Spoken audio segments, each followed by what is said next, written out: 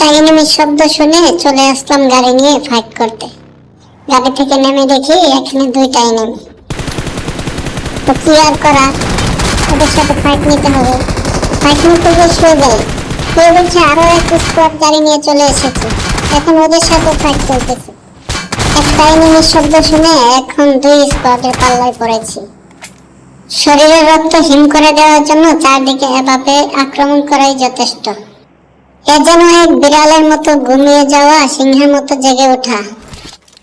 নিজের এ অবিশ্বাস্য পারফরমেন্স দেখে খুশি হয়ে গিয়েছি।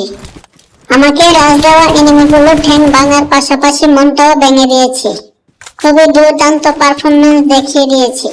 ওরা মনে হয় অনেক কান্নাকাটি করতেছে।